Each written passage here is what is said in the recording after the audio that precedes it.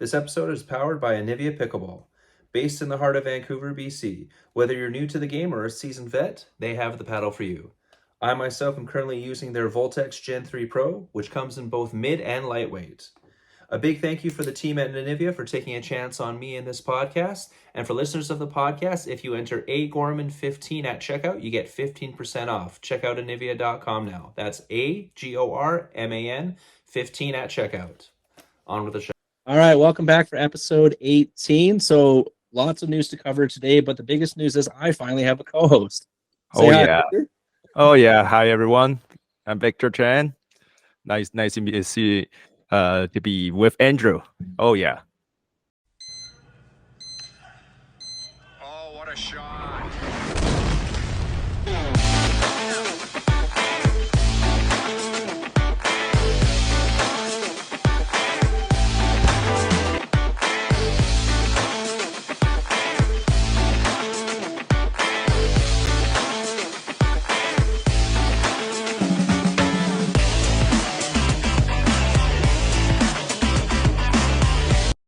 So for those of you who don't know Victor, Victor is the reigning one half of the 3.0 national mixed champs.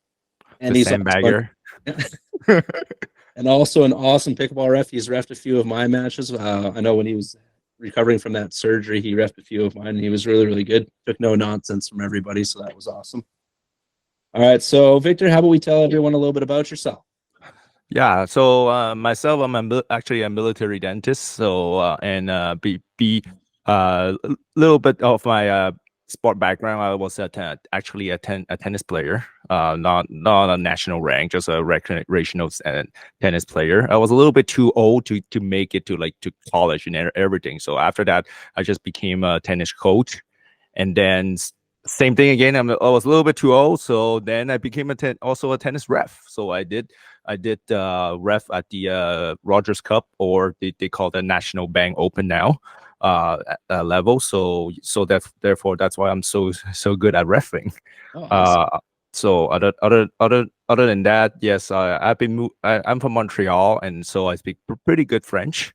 After that, I move around Pickleball, Ontario, moved back to Montreal. I went to the States also with the U.S. Army. Yes, I did a little bit of training with the U.S. Army. Then and now I'm back to Edmonton. So if I comb through retro footage of the cup, then do I see you in any of the video? Yes. Awesome. Perfect. I might have to do that just for sake of looking at it.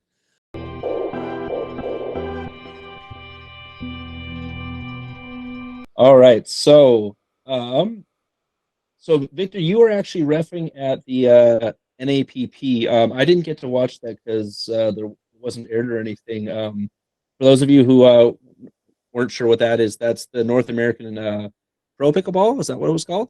Yeah, no American professional pickleball, something like that. Oh, right. Yeah, and that was put on by Jorge, right?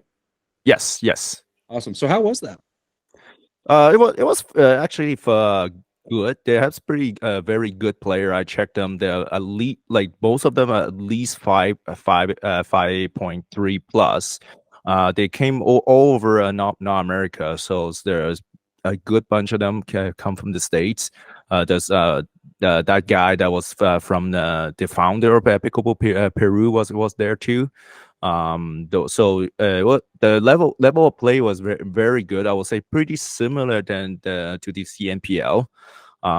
But like I said, also like I don't know how they're gonna really compete against the CNPL and the newly formed CPL also, because it's like that's an additional tour that there's like not much sponsorship. There's like that Lululemon. There's a couple of physio. Yes, they have pretty good prize money. If I check here, the first place got like 2,500. Second place got 1,500, and the third one got 1,000. So it's pretty good prize money, but how they can sustain it is my biggest question. Yeah, that was kind of what I was thinking. Like when I saw Jorge posted on Instagram, I was trying to look to see if it was anywhere else. Like when you look at like how CNPL did theirs, they were on Twitter, they were on Instagram, they were on Facebook, it was YouTube. Like they would just got out there a lot more. Whereas I found this one was pretty much if you weren't following Jorge and you didn't follow the NAPP Instagram, you didn't know anything that was going on. Yeah.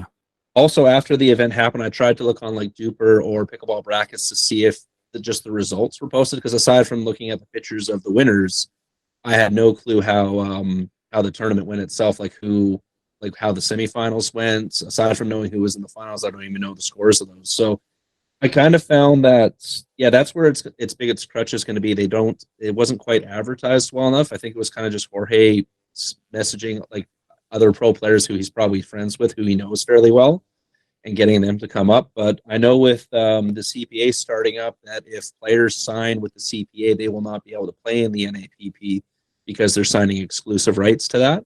So, and we already know that just going by the CPA's website that Brad Chapman, Kim Layton, Ernesto, and there was one other lady who just got got signed. Yeah, what was that lady? Maria Kolkeski, something like that. I'll let you try and pronounce it. I tried. I don't want to butcher her name. Sorry, Maria. And actually, Maria won the mixed at the NAPP pilot one. She was with the gentleman out of Montreal. Yeah, that Etienne something. Yeah, he was pretty good. I read the final of the men's double. He played with Brad Chapman. Well, he was pretty good and pretty, I would say, animated.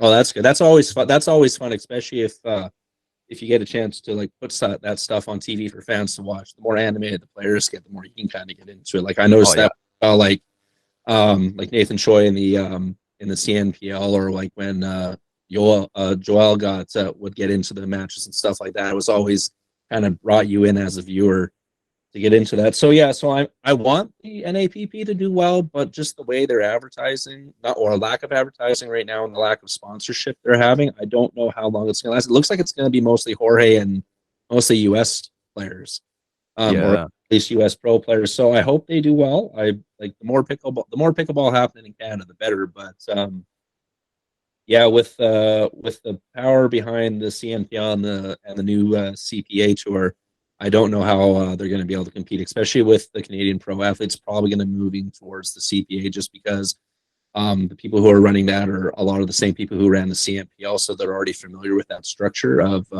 ownership. So I wouldn't be surprised if you see most of the Canadian players move towards that instead of the NAPP. So.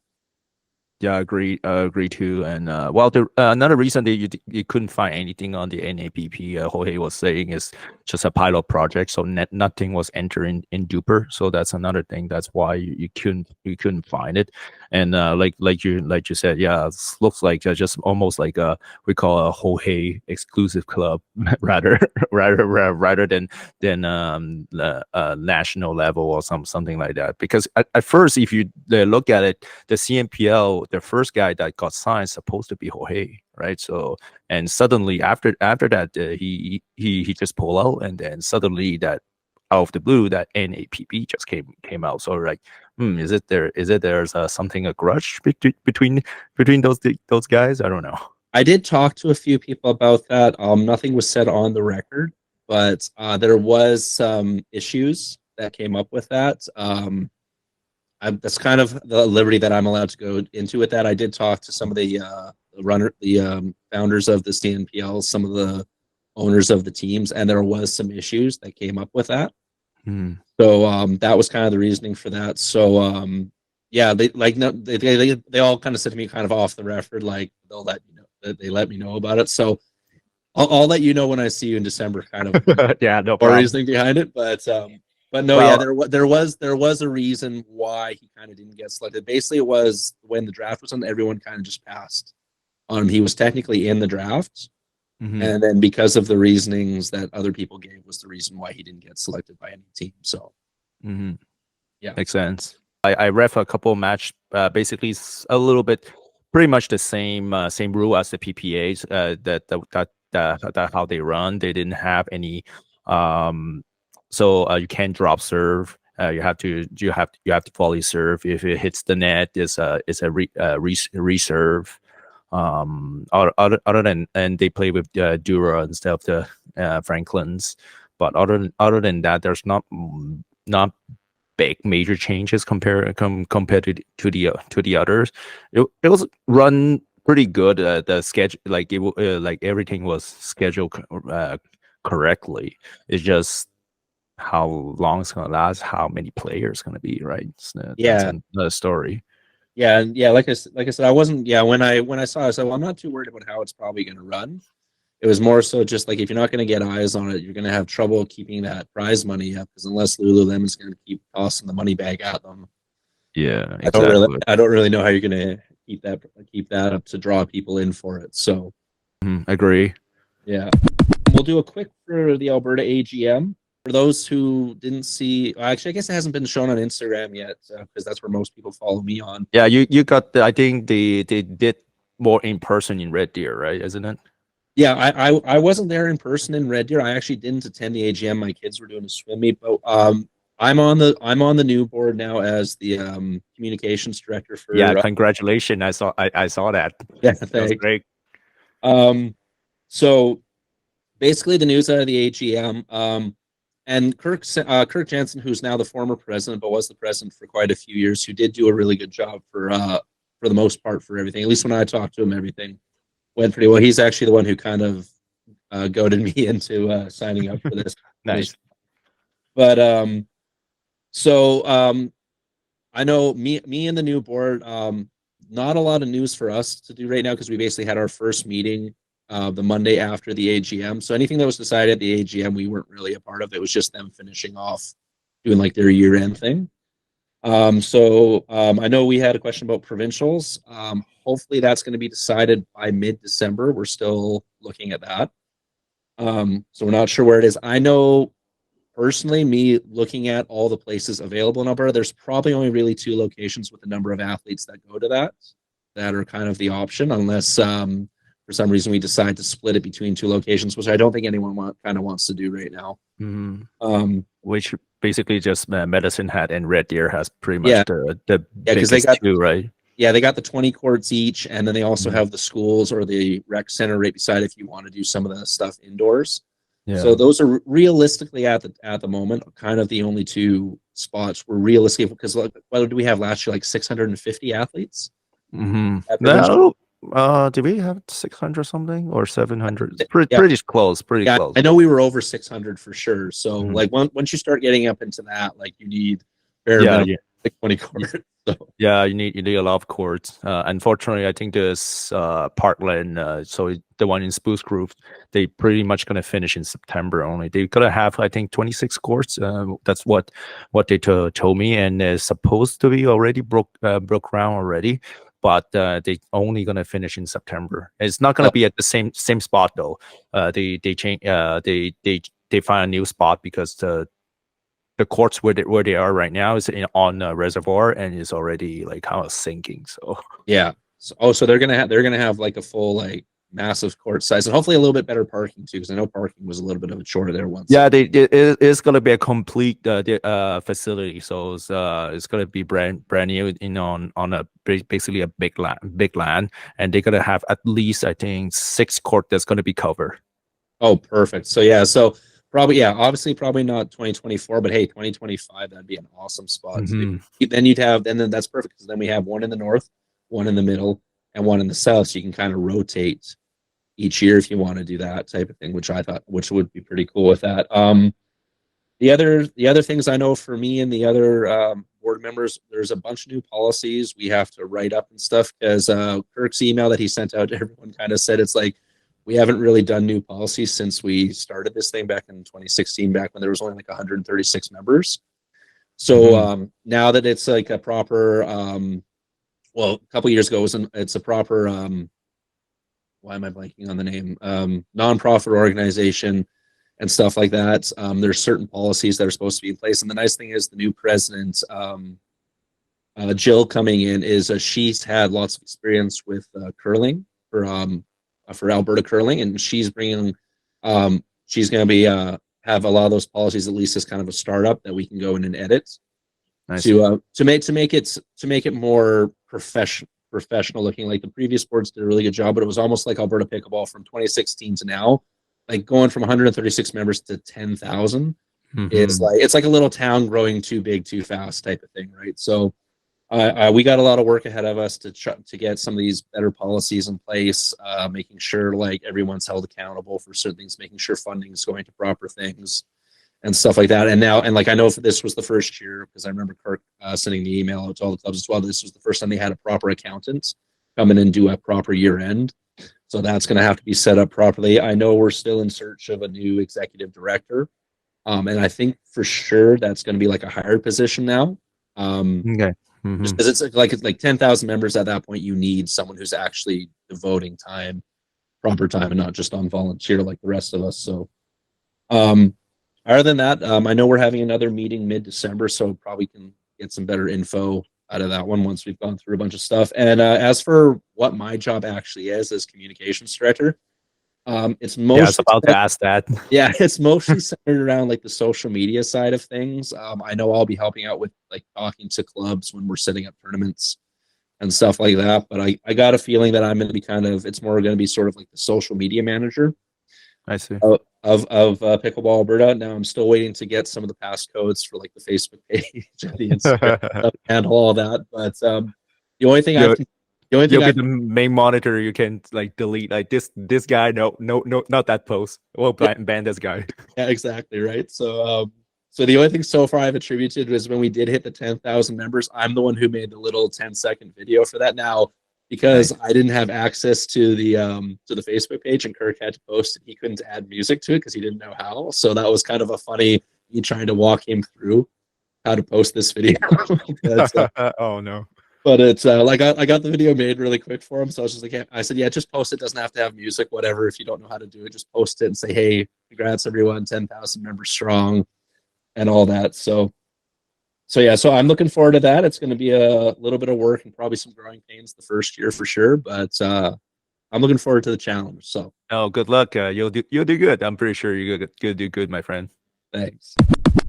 So yeah, so for those of you who haven't heard, a bunch of countries have gotten together and formed the new Global Pickleball Federation. So we got like for North America, we got like Canada, the US, oh my God, who else? Caribbean, Colombia, Costa Rica, Dominican Republic, Mexico, Panama, Peru, Venezuela. And then we have a bunch in Australia and the Oceania area. We have a bunch in Africa.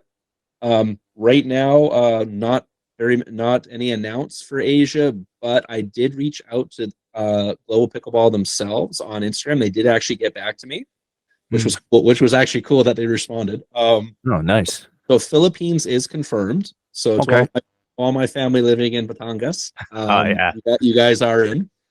And I do have a really big announcement that actually just came out on Tuesday. Which I have to ask, Victor, when you were at the CNPO Western Split, did you get to meet Yui?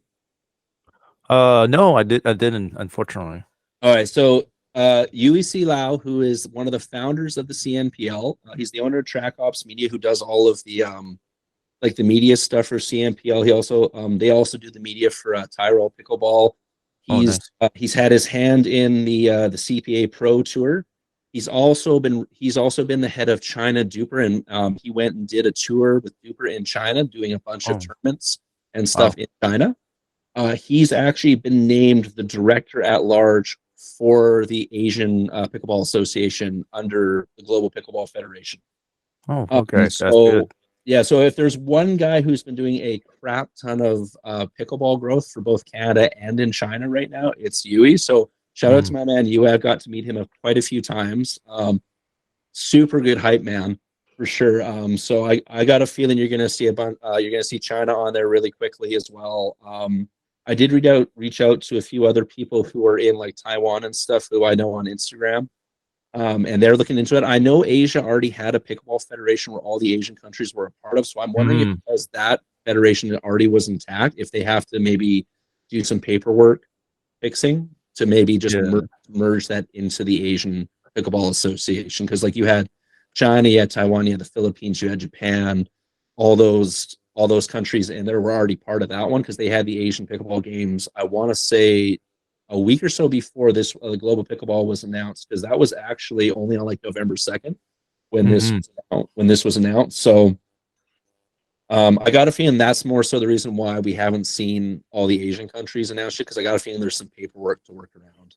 Yeah, either that and either the other. Like if you look right on my notes, that's I think what they are doing. They're competing also against that World Pickleball Federation, which is what I can say. We know like the global pickleball federation basically is the USAP and Canada like got engaged, and then they reach out to all the other country.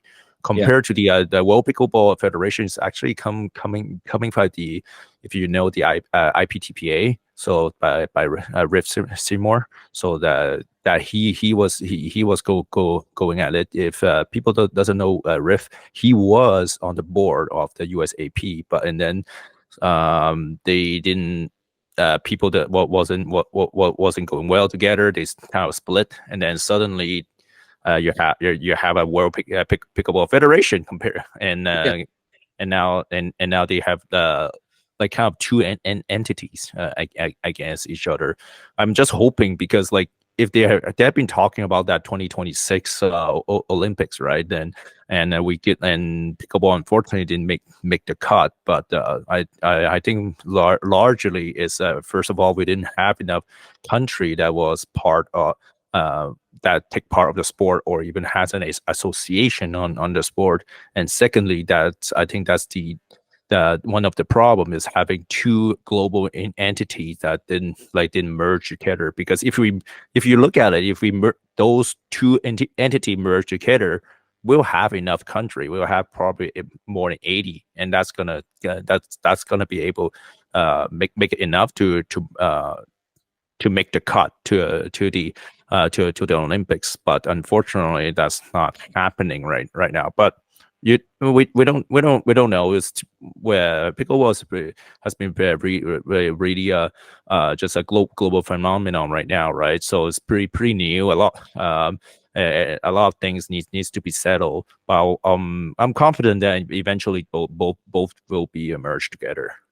Yeah, and that's what I'm hoping for too, because I have a feeling that that's also the reason why it didn't get into the Olympics, because most other sports, when you look at it, it's one kind of global entity. Like if you look at hockey, it's the IIHF, soccer, it's FIBA, and all that type of stuff, right? So when you go into that, and if we really truly want, like, I know we had the World Cup, I'm doing that in quotations, in Peru, which was, when you saw it announced, I was like, okay, this is kind of like a pilot type of thing, is how I'm looking at that, because like the global thing got formed on the 2nd of November. It's the cup got announced like on the 3rd or 4th, and then it took place on like, what was it, like a week after that? Yeah, exactly. I was like, what? So not a lot of time to really get everyone there. And when I watched the games, I watched some of the games, and when I was looking at who was actually playing, especially for like the US and Canada, I was like, okay, none of our top players are there. Even the top player of like Peru wasn't playing. He was more so kind of running the show. Yeah, he was behind the scene all the time. Yeah, exactly. So I look at that more as kind of like a pilot to see how, like, because I think Peru was doing their own national tournament at that time anyways, and then they kind of put that on top just to kind of see how it would come across, which I don't have a problem with for like it happening like literally 2 weeks after this whole thing gets formed. But yeah, I'm looking at more as this is kind of like a tester pilot. Because if we really want like what you would call a best on best, excuse me, tournament, realistically, it's like, okay, so from Canada, you're going to have like Parento and what, like Deacon and maybe like Chapman and exactly. throw another name on the hat there. Well, whatever. And then you'd have like you'd have Waters and Johns, depending on how they want to do it, whether it's they do team style like CMPL or MLP, or if they're doing kind of like what tennis does at the Olympics, where you have singles, you have your doubles, you have your mix, like they have one of each. So it'd be interesting to see how they would do the World Cup like that. I think the way they did it in Peru is they did it team wise, right? Yeah, they did it team wise. We can see it, and yeah, unfortunately, I was watching some of the games. Level is a little bit lacking. I guess I was putting like a 3.5 at best. unfortunately. Yeah, and when So- looking at the age of the players as well, it's like 3.5. But some of the players, and this is not an ageist shot, but a lot of these players were at least 20 years my senior. So Yeah. so like, and that's not a shot. Like I want everyone to play, but if you're talking best on best World Cup, realistically, and if we can't get the pros there, you at least want like 4 or 5 players who aren't playing pro yet, type of thing, right? Yeah, But, exactly, and it just, I think the timing was bad too. Like, right, if you like, yes, they like, if you look at the commercial, they Ben John came actually talk on the say, oh, go USA, but you're like, but where's Ben Johns? And I was like, I was looking at the schedule, like he's playing on the MLP and on the US Nationals. There's no way he's gonna go there.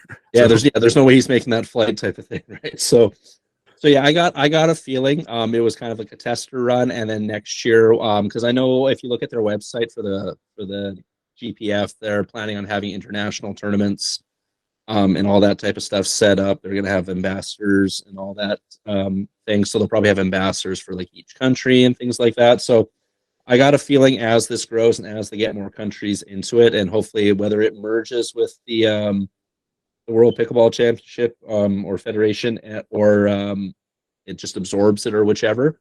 Once you get Yeah. everybody in, I know they post. I know the GPF posted on their thing. They're aiming for not. I want to say it's the 2032. Is that the right time? They're aiming for that one for Olympics.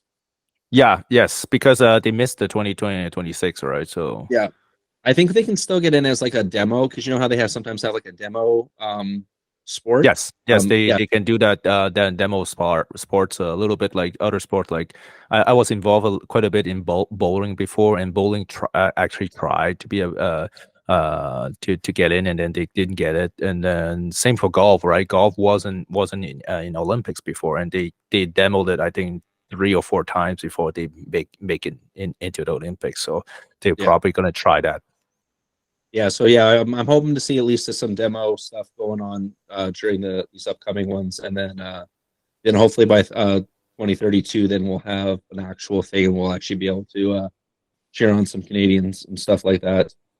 No, I know. though that's good for the sport, definitely. When you have a global entity, and then you have a global tournament, then that's how you're gonna be able to promote the sport like internationally. Because if it's just national, well, what's gonna be is gonna be like uh American football is never gonna make it to the Olympics. No, Even though flag football, they say, oh yeah, they make it to the Olympics, but it's not the same thing. No, yeah, exactly. Well, especially when it's only played in the one area, right? Like it's different with like soccer if you're in North America, but football, it's different like that. Mhm. Globally. Basketball is played globally. Hockey is played globally. Like tennis is played globally.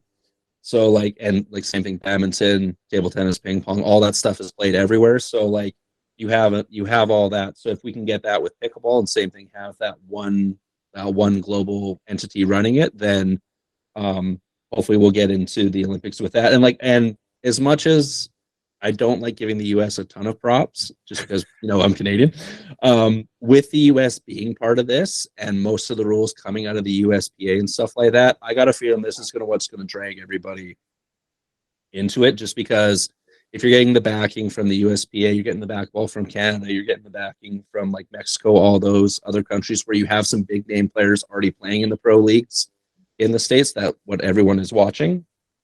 That's how you're going to pull people into it. So yeah, definitely. yeah.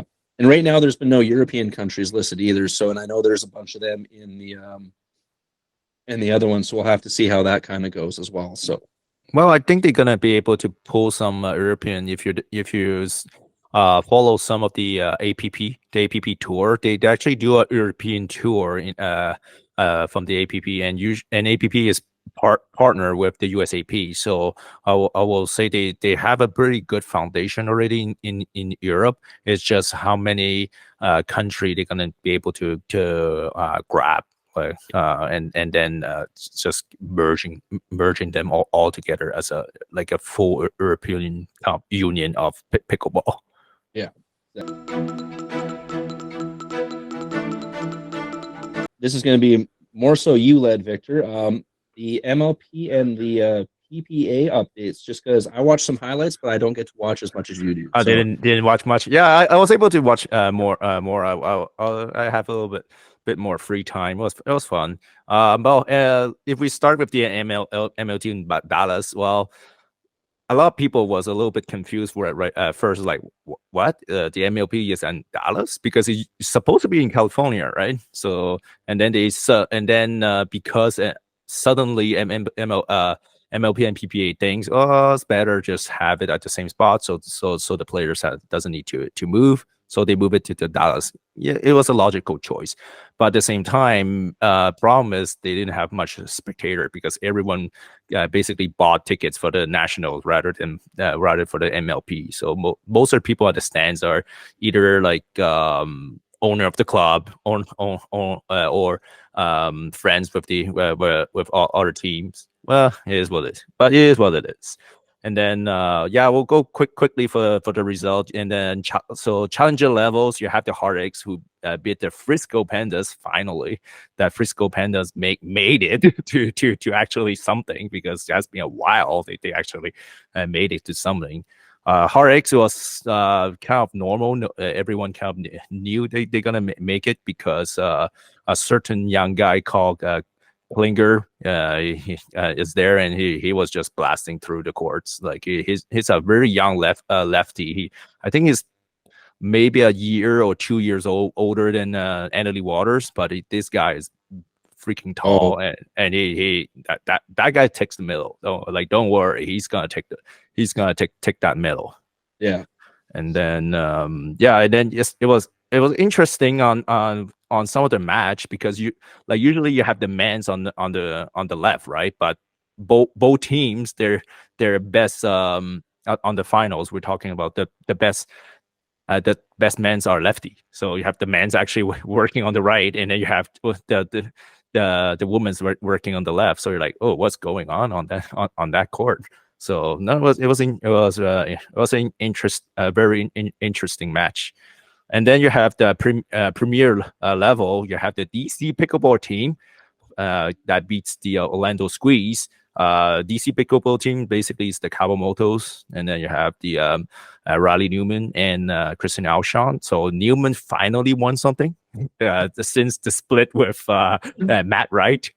Oh yeah. Man, I have heard the joke with that. So yeah, that's been funny to yeah, if people have followed the memes of pickleball on Instagram, oh yeah, there's plenty of them on there. So Orlando Squeeze is basically the Anna Bright. What else? Rock. I don't know how how I pronounce her. Rock Har Barker. And then you have Zane Navarro, and then you have Andrew Diascu on that team. I know exactly who that is. Yeah, Zane actually. I know he does the Dink podcast, and I was listening. Yeah, he did a pod. He was pissed about that loss because I think they beat them in the previous tournament, wasn't it? Yes, so exactly. The previous MLP.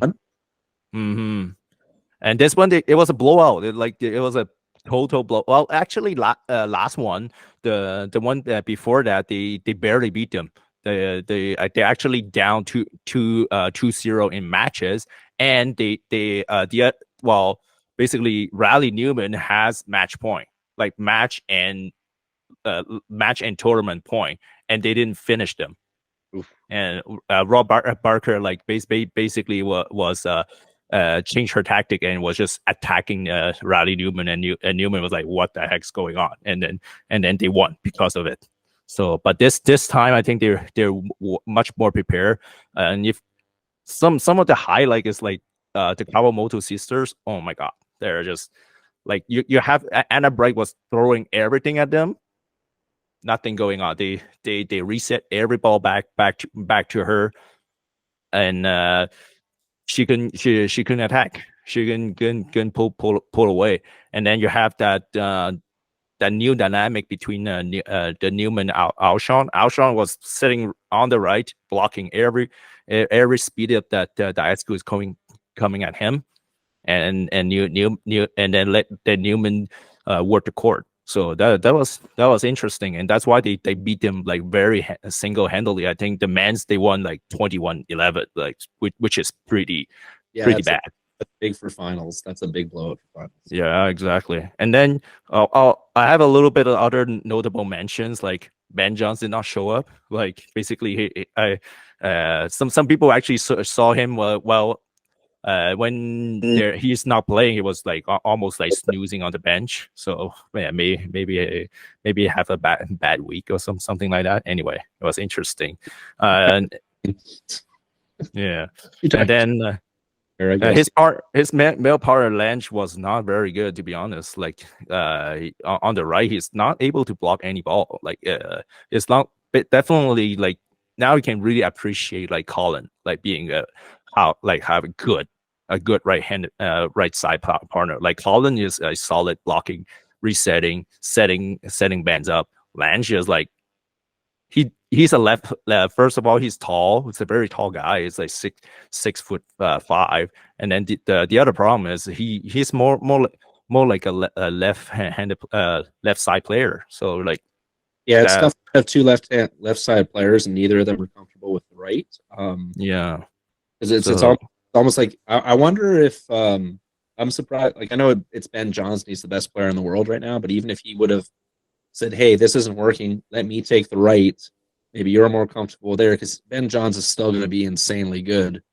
On the but right. he struggled in the right because what I can say every time if you just look at the mixed doubles or even men's double when you have regular partners. So we have Colin, he have Colin or Anna Lee.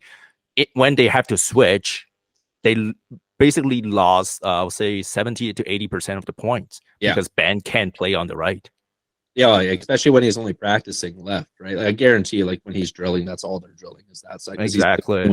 He's either playing with Colin or Waters. So that was a blow, and then Diascu and Neville basically beat them twice, beat Ben Johns twice. So that was a little bit funny, and then that match, that match. So Ben Johns part of we call the Chicago Slice. There's that insane lob by Rob Backer from the Orlando Squeeze. And when Ben Johns was playing with Jesse Irvin, Jesse's a very good female partner, and Zane was playing with Rob Backer. So no one was actually expecting the Orlando Squeeze to pull that match. But basically, Rob Backer was attacking Ben Johns like crazy, and Ben was not able to do anything about it.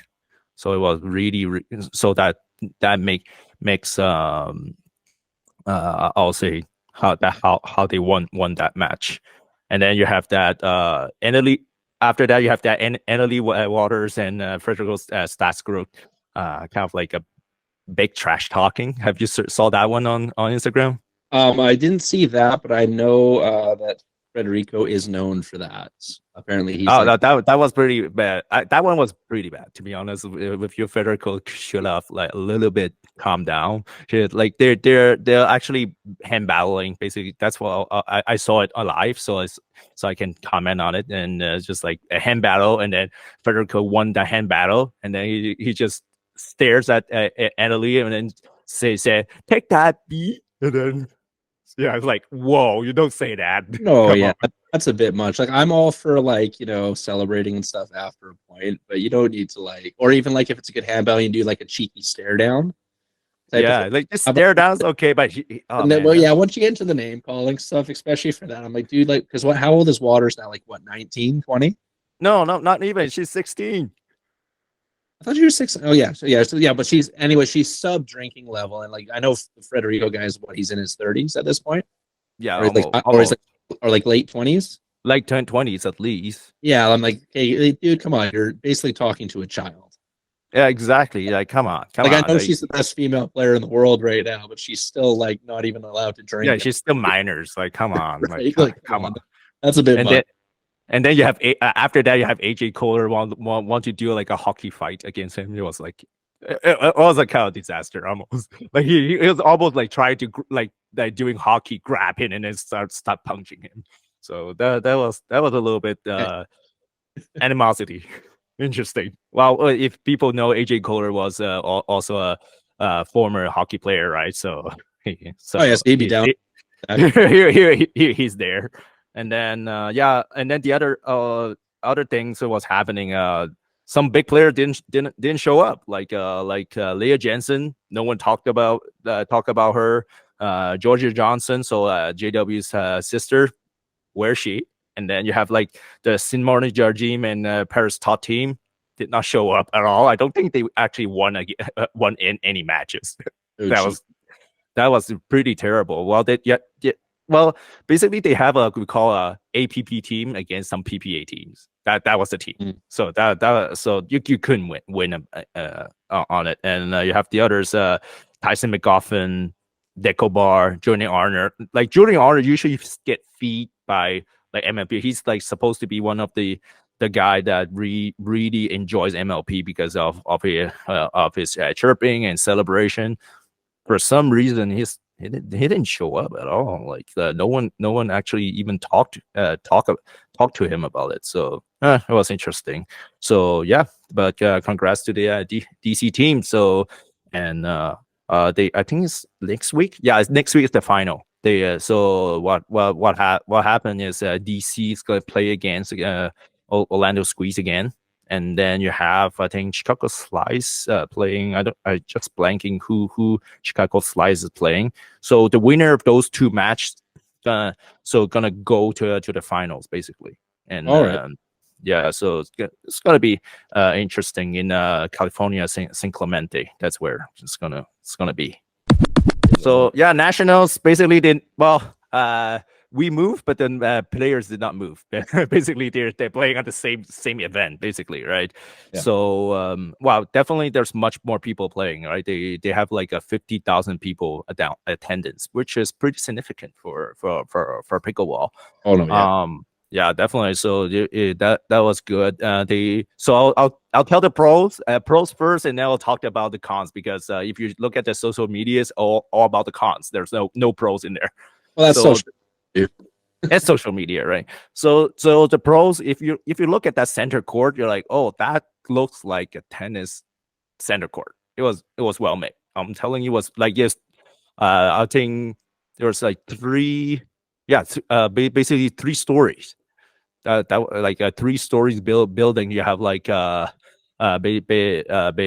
basically clubs in there. And there you have a reserve seat, and then the bleachers are always packed. So that was good for pickleball.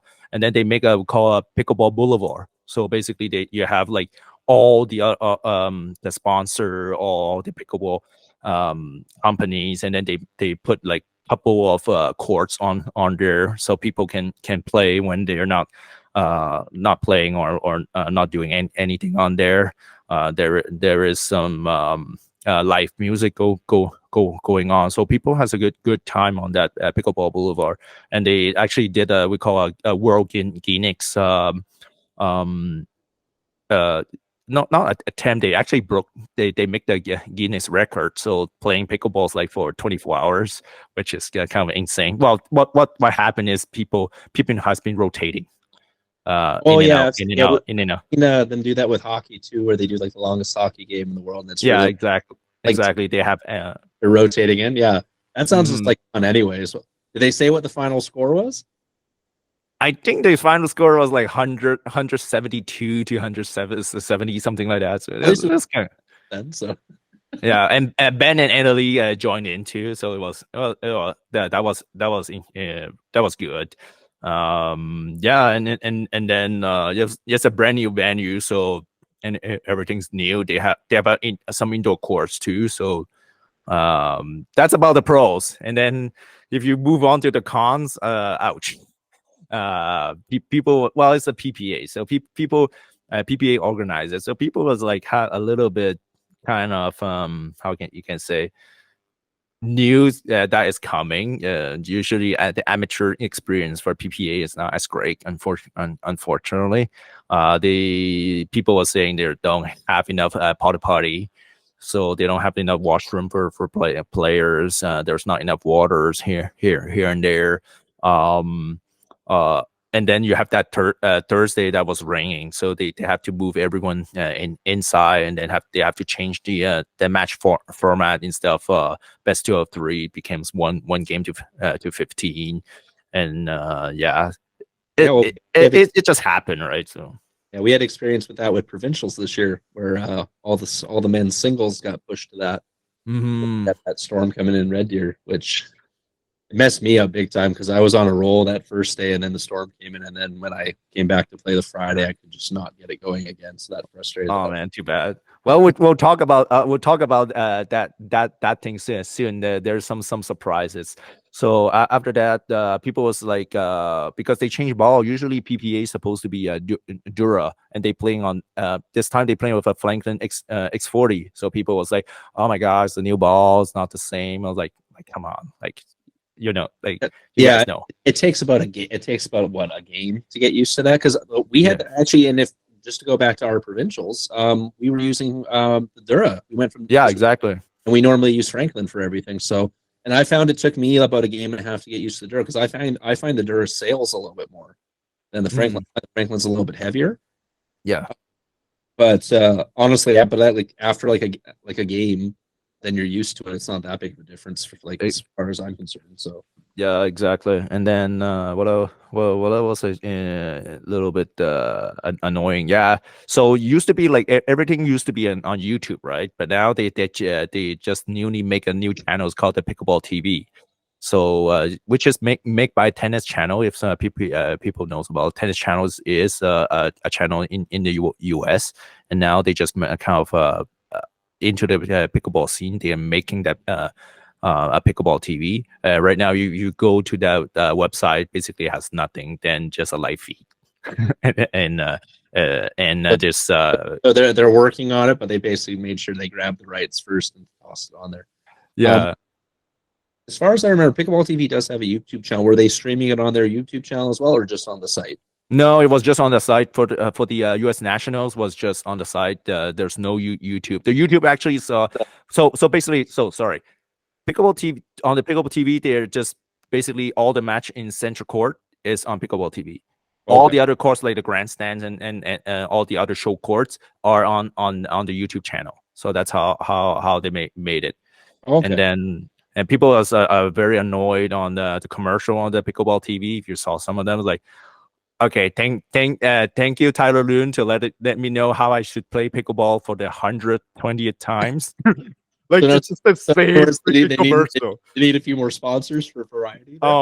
There's no sponsors. There's basically no commercial. It's just basically like some PPA pros talking. Oh, that's how you should be thinking. Like, all right, come on, like do something. Come on. Yeah, that was really annoying, unfortunately. And then they have a new just for the pros on the U.S. national. So we talked enough about the cons. If you want to see more cons, just go on social media. There's enough. So basically, what's new on that U.S. nationals? Actually, the PPA is experimenting with that we call the progression draw. So what's progression draw basically is like if people have followed tennis. So how it works like basically it's like tennis. Like you have first day, round 1, second day, round 2, third day, round 3, and then you have quarterfinals, semifinals. Like instead of what happened before, it was just basically the same day. They have to go through round 1 all the way to like semifinals.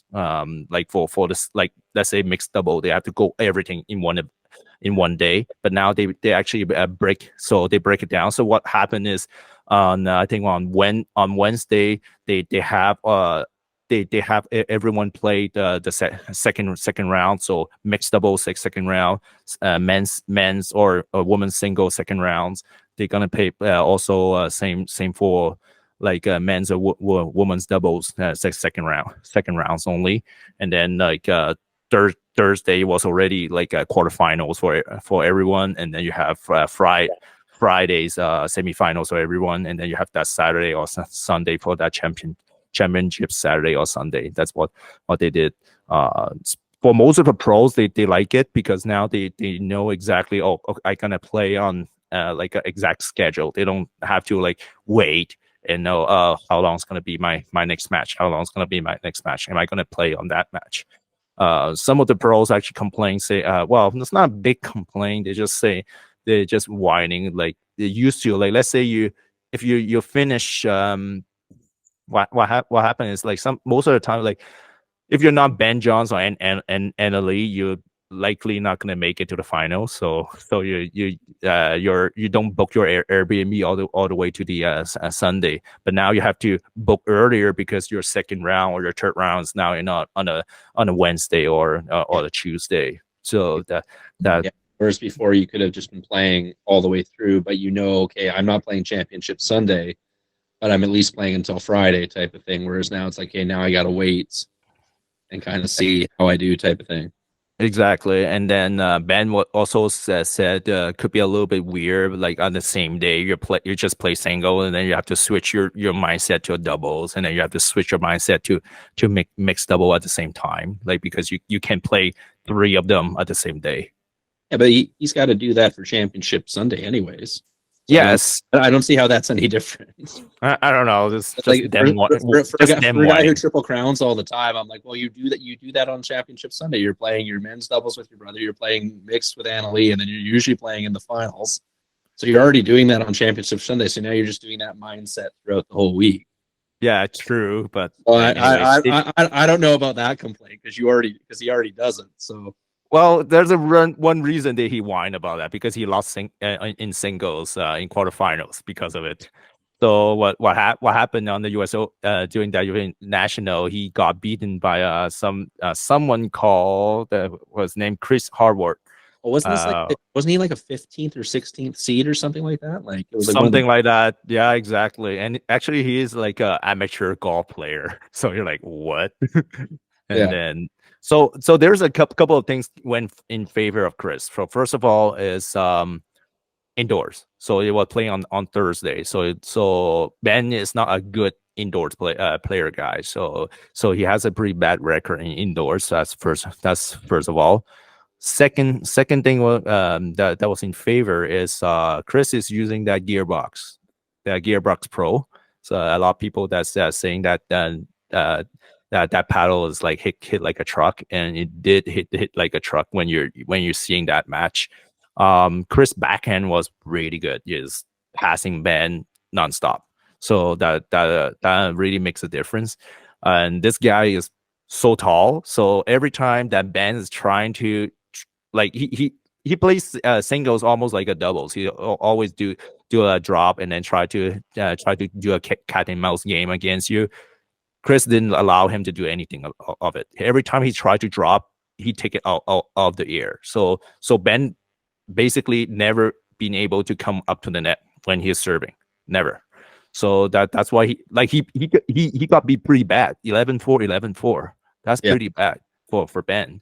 So, and that match was something. And I will say that progressive draw for singles is not favorable for Ben. Because if you think about it, like in the 0-0 format, when you're gonna play against Ben, you might already play like 2 or 3 or 4 single match before you got to Ben, right? But now you play one, like, let's say, like, Chris does not play others. Like, he didn't play like men's double or mixed doubles. Like, he's just basically mainly singles. So for him, it's just one match. And Ben, he has to play 3 match. Yeah, so like the recovery time. He's catching Ben tired where normally Ben's catching everyone else tired when they're playing him. Exactly. So that's probably why Ben was like semi whining. Well, because of it, and that makes sense, unfortunately, and whatever. So who won on that men's single? So no more other than that J.W. Johnson that beat Jaume Martinez-Vic. Do you know Jaume Martinez-Vic? I do not know. I know J.W. Johnson, but not the other one. Didn't they also? I saw on Instagram someone posted this was like the first time it was the finals and neither Johns or McGuffin were in the finals. Exactly. The nationals. If you look at the history, has been always Johns or Tyson. This is the first time that both of them didn't make it. So if you didn't heard about Jaume Martinez Vic, he's been in the scene already for a year in PPA. He basically make his name is because he's the hitting partner of Rafael Nadal. Oh, there you go. So Okay, that's why. no wonder he's good at singles then. Exactly. So you're like, oh, and if you look at how he play, how he runs, like, yeah, that's basically Nadal running on the court. So that's why he's so good in singles. So and well, JW handle him well. Actually, yeah, it's Martinez Vic that bit Tyson. That kind of makes sense. And JW just well, because Ben is gone, he has a favorable draw, and then he beat actually Chris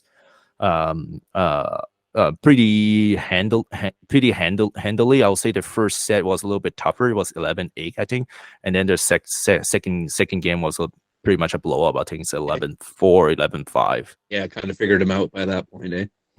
Exactly. So yes, it's a surprise, but not as a big surprise, because we kind of know if Ben John or Tyson is gone, they're just JW or Federico that can make it all the way up.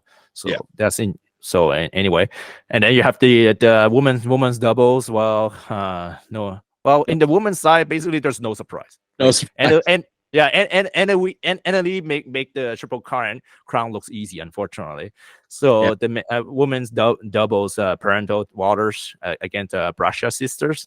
If actually you watch the women's draws, like the Brashias almost lost. I did see a few of their highlights, and they were really entertaining. They're actually losing. They got pickled the first game. So on the semifinals, they're playing against the Anna Bright and the Kawamoto Jackie. So and the Brashiel sister actually lost pickle. Like they got pickled their first game, and then they lost pretty good at the second game, and then at the third game they just went fire. Like every ball is coming back.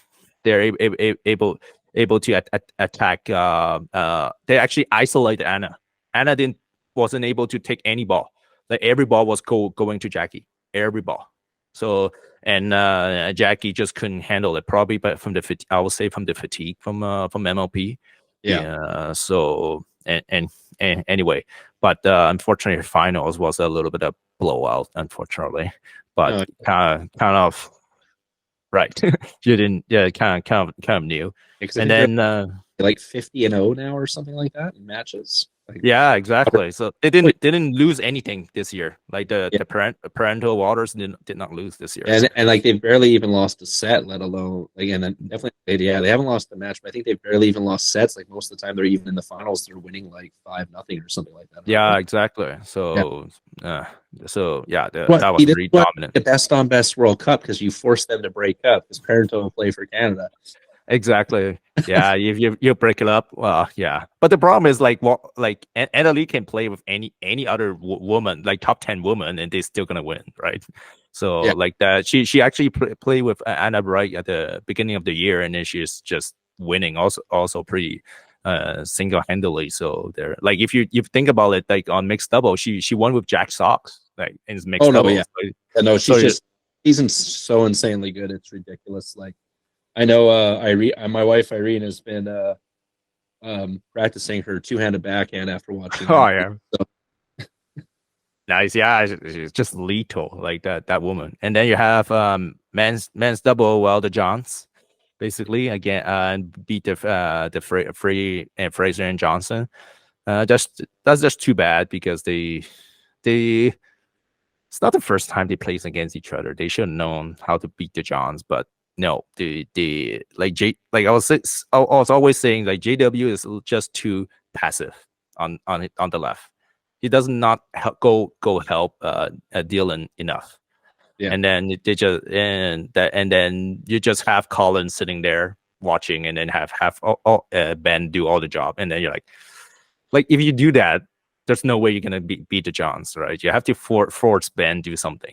Yeah, you have to get Ben moving enough that it forces Colin to take a few more shots, so that you get Ben running around a bit. But so now, Ben's reaction time is so quick. Like I've watched matches where I'm like, "Okay, go down the line, go down the line." He's literally stepping like 90% over. Why aren't you going down the line? Then they go down the line, he still gets to it and He makes smacked, and he makes smacked with a the beauty backhand. drop. Right? I'm just like, okay, I guess that's why you're not going down the line because it doesn't really matter at this point. Exactly, he just gets smoked regardless. So Yeah.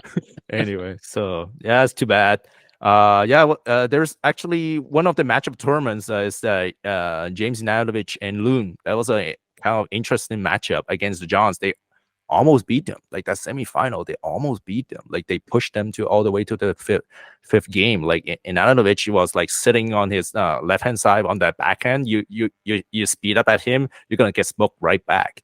And then if you ding too much at Tyler Loon, which is a lefty player, he's gonna earn you, or he's gonna. So therefore, the Johns at first didn't know what to do, and then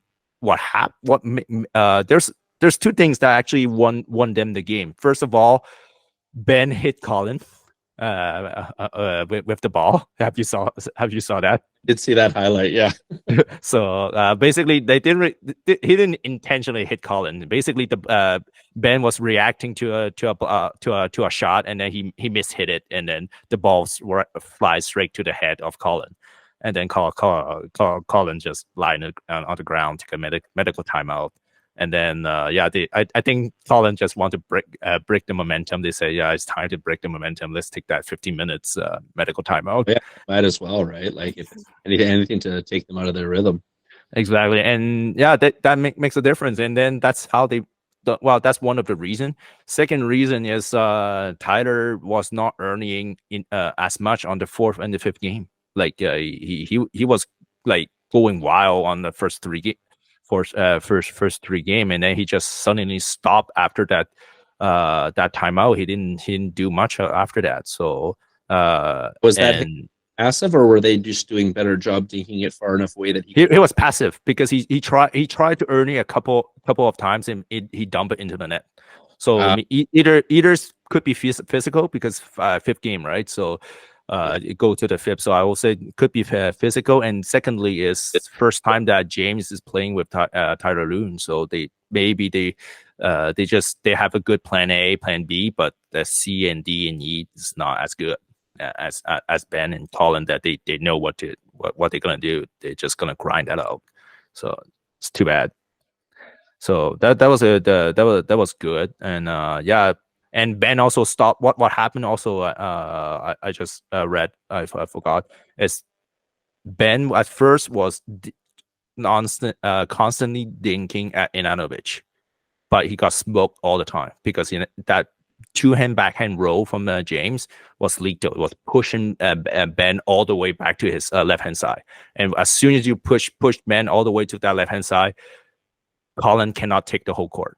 And then they just attack to Colin, and then Colin gets smoked.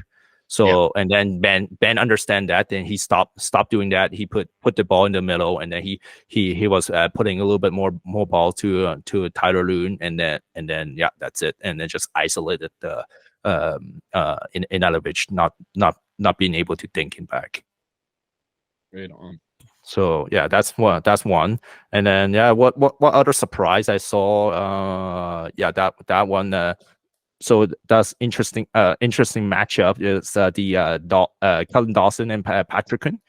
Yeah, I was like, whoa, what is that matchup? And then they did pretty good. They went all the way to the quarterfinals. Like if you know, Cullen Dawson is basically we called him the Lob Doctor.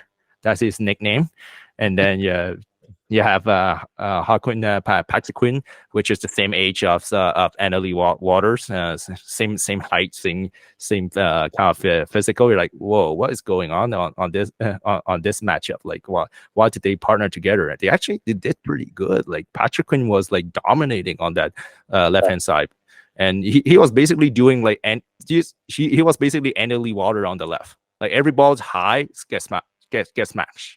Everything that's like a little bit high gets smashed, and then you have Colin Dawson just lobbing, lobbing whatever he has opportunity to do so. So it was like that was an interesting match. Like that was really good. And yeah, that's I will say that that's about it. What other news on the PPA and the MLP? So next year, if you everyone has changed, look at the schedule quickly. Now the PPA schedule has been integrated with the with the MLP. So basically you'll have like basically 8 days of pickleball now, rather than like a break up 4 days. Like you gotta have like 8 days straight of pickleball, MLP and PPA. The other thing they're gonna do is gonna be interesting. So they're gonna merge the Premier and the Challenger together. So now it's gonna be interesting. So Ben might be playing with someone in APP. Ouch. Yeesh. So I feel bad for some of those challenger players then, because like at least like when you were playing against people kind of your own level, you can constantly get better and win something. And now if you're playing against like those high level players, and you haven't quite gotten yourself up to that level to move up yet, now you're going to be in trouble. So some of them might have an early weekend. Yeah, so it's gonna be interesting. I don't know how they're gonna do that, but anyways, that's what's announced. The equivalent of you and me going and playing Brad and Steve Deacon.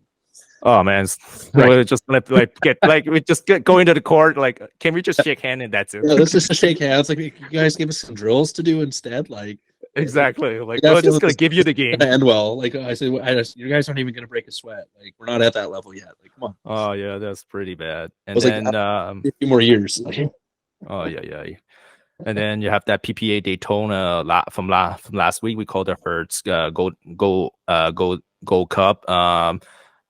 Actually has some drama in there. Like you like if you look at their so what kind of drama? What happened is that you see in the women's single, there's no Annalie Waters. Ooh, like this the one where they were disqualifying a bunch of paddles and she pulled out, exactly. and then they adjusted the restrictions on paddles for the next day or whatever it was. Yeah, the grid limit, exactly. So that's what happened. So they tested the paddle of Annalie was like over the grid limit, and then she didn't want to play with that one. Not being able to play with that one, so she say, "Okay, I'll just pull out."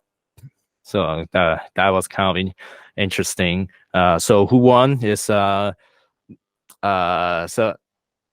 Salom, well, we know Salome. The one where you really need some line judges. Oh man!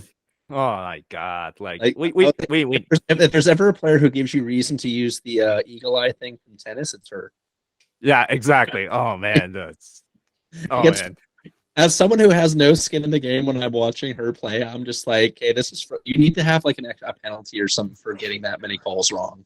Oh yeah.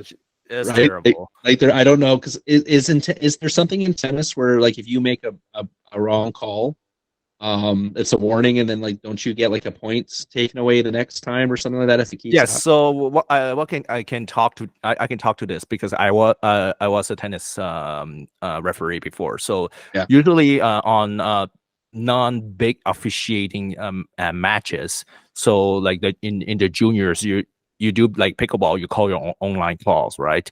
But in tennis, and especially in like college tennis, if you get your first one, you got your freebies, and then after like a second or third one, you're gonna get a warning. After that first warning, it's become like point penalty, like game penalty and stuff like that. So you don't want to be call or like too much wrong balls anymore. But in pickleball, unfortunately, you can't, like, there's none. There's just no enforcement saying, oh yeah, I'm just gonna call every ball out. If you look at Zane did a post not long ago. He say, well, like in pickleball, just like on every game point ending shot, if you can reach it, just call the ball out, because no one's gonna be able to overrule you if there's no ref. No, right? Exactly. I did watch that podcast where he said that, and he said, yeah, he goes, if you don't care about other people's opinions and stuff like that, he goes, then it doesn't really matter. Yeah, if you don't care about your reputation, just go for it. Yeah, like, and I can see that in a way with that argument, but my argument to that is like, I don't know. Me personally, I want to win credibly.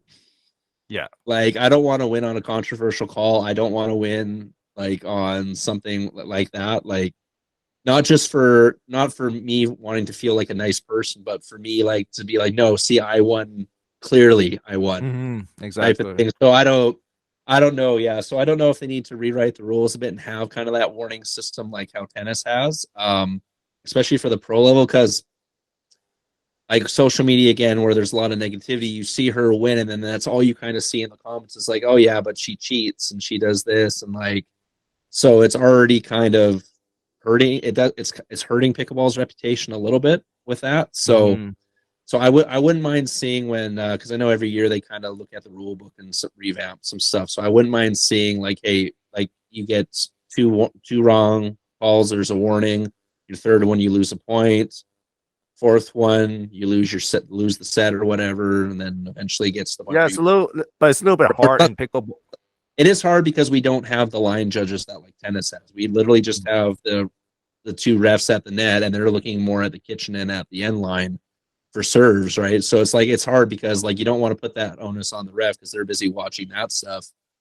But do Yeah. you have does pickleball have enough money right now to throw line judges in there? I know they did it for a couple tournaments a year ago, and then the players didn't like it. I'm like, okay, well, are you just going to get the eagle eye technology that tennis has then, where it's like they have the sensor in the ball and they just go challenge right away and then pulls the camera view up Yeah. right away for it? Well, it's I don't know, right? So no, it's well that we call that hawk eye in tennis. That's a name of system. I know that because I work in that scene, right? So it's pretty expensive. That hawk eyes system, like every tournament you use it is $50,000. Like pickleball does not generate no, $50,000. I'm sorry. Like the equipment is like closer to $1 million. Like just for the equipment. It's basically almost like 16 cameras, and then you have a software that is like triangulating how the ball's it's gonna land, right? So I don't foresee pickleball is gonna do anything like that. There's no way you can do that. But I will say line judge is coming back. If you because I did talk to some of the certified ref. Well, actually last year I tried to go to certified, but unfortunately I didn't make it. But at the same time they're talking to us like because on the exam they talk a lot about line judges, and they're always like, why am I supposed to learn all the line judges? There's just no line judges basically on any tournament. And then they're say the reason why is they're trying to bring back line judges because they say for some game, at least like for like a gold medal match, they should like bring line judges, so that helps the game, helps the player, and helps the ref, right? yeah, So and it adds a little bit, adds some more credibility to it, right? So exactly. So and I have witnessed a match with line judges. Actually, the very first tournament me and Irene played in was the 2021 Nationals that Red Deer held, and when she played in the women's 3.0 finals, they had line judges for that one. So, and they came in pretty handy because there was a few calls that her opponent was calling out that were clearly in, and then you see the line judge like, nope, that's in. And I was like, okay, yeah. don't have to worry about that. Exactly. Well, that's one of the reasons I became a ref, right? Because I just want to be able to call a match fairly, and then also for both players to like sometimes I got frustrated sometimes, like like the ball is so in, and how do you call that out? Like and then you can't challenge it because there's no ref, right? Or the ref didn't see, or unfortunately sometimes ref can't see it because that's technically not their job, right? Yeah, it's not their job, and or the angles weird and stuff. Yeah, I've had a few of those where I've slammed the ball clearly 3 feet in, and they call it out, and I'm just like, So there was one I had the game recorded to, and I went back and looked, and I was like, man, that's like 3 feet in. Exactly, I know. And the ref didn't see it. They didn't have a good line of sight because the other player was in the way. So it's just like, because I'm walking back, so like as tapping paddles as if I'd score the point, and then all of a sudden I hear side out, and I'm like, wait, what? Yeah, like that's clear in. So well, that's well, at least you know if I'm reffing your match, you'll be fine, because that's I'm not worried about when you're reffing, Victor. Don't you? Yeah, a lot of people. Well, actually, it's funny we talk about that because like like the first couple of times when I was reffing, I'm not naming the player, but there's a couple of players like they have just notoriously gonna call ball out, even just like close to be in, and then when they saw me overrule a couple of them, you can see them, they change their attitude. Like the ball's like basically landing, it was probably out. They didn't even call it. They start just gonna look at me play, and then look at me, and they just continue to play. It was interesting. So oh yeah, because you basically make them, okay, I gotta smarten up here and start playing that. So like I prefer it that way. Like if the ref overrules one call, and then it's like, okay, that's the end. Let's go. Exactly. So, but yeah, it's hopefully it's coming. Hopefully it's coming. And then what else I can say on that? Going back that PPA to Daytona, well, mixed double, John and Waters won. Beat both the Johnson siblings, and then you have the women's double. Obviously, again, Water Parental beat Smith Kopolova. Men's doubles, you have actually that's a surprise because the Johns got beaten. So you're like, ooh, okay, finally someone got take them out. And then unfortunately I didn't see that match, so I couldn't comment on it. And then who won is JW Johnson, and then Fraser defeat new team Corner Garnett and Christian Alshon. So they actually was a pretty good. That was funny actually. Christian Alshon beat Riley Newman during that on the way to the finals. It's just funny. He was like, "Oh man, that was so funny." But anyway, congrats to them. And then singles, nothing spectacular. Johns beat Tyson McGoffin. So like whatever. Back to norm after the last one. Exactly. So yeah, nothing spectacular on the tournament. Are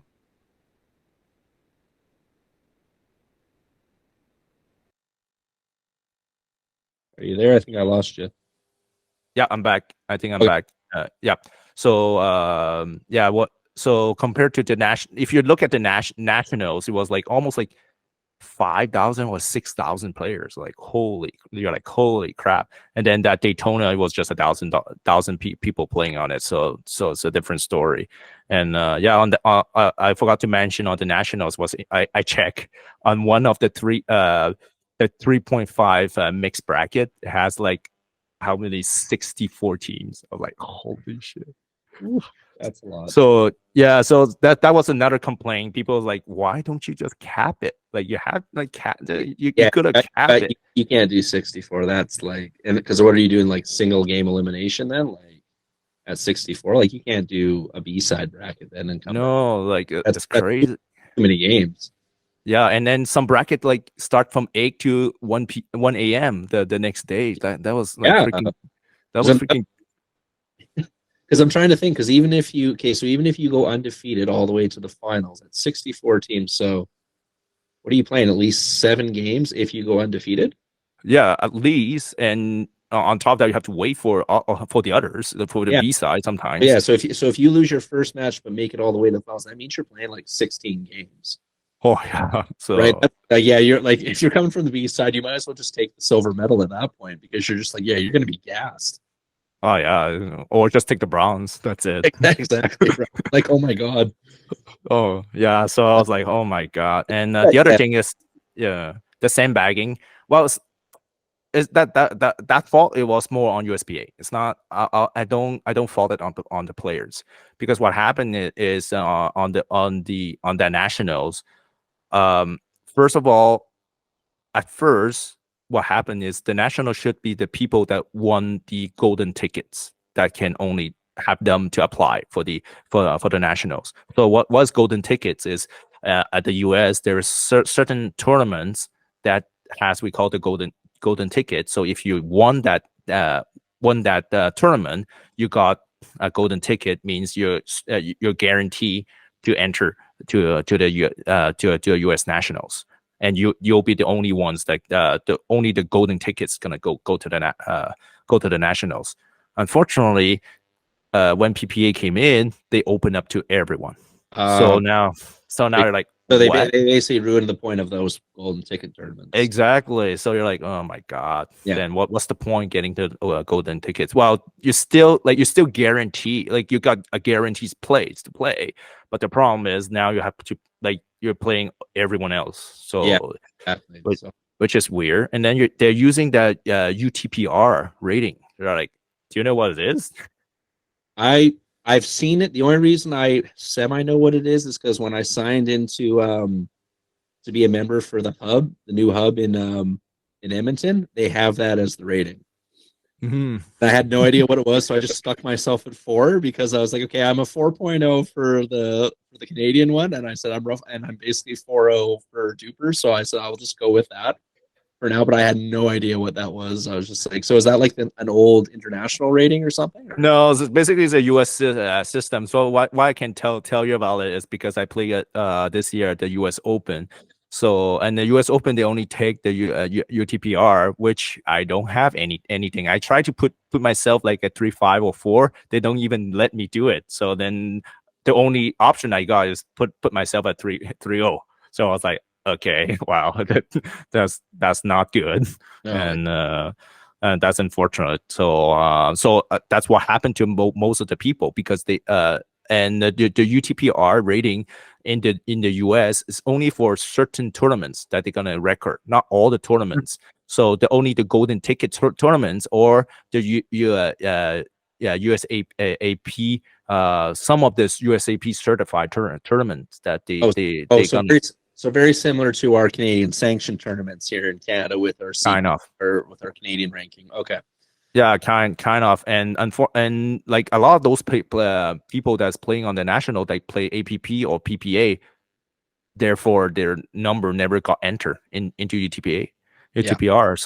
So and then I was just curious. I just myself just curious. I just went to see the winners of the I think 18 to 35 age group 3.5.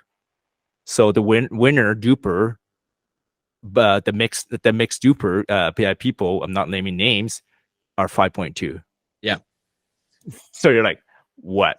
So it's there's no way you're gonna win. Sorry. Basically unintentional sandbagging because it's like they're not letting you put your proper score. And that's been my complaint with all the different rankings is that like it's the same thing. Like there was one lady who was going to the nationals in Canada. She normally just plays in the States, so she didn't have the Canadian ranking, but she plays pro in the States, so she wanted to be in the Open, and they wouldn't let her go in. I'm like, okay, well, you have to kind of look at the rankings in other places, and you have to adjust it accordingly. Like it's taken it. Like for example, me and Irene have been playing together since 2021, so we have the identical mixed ranking.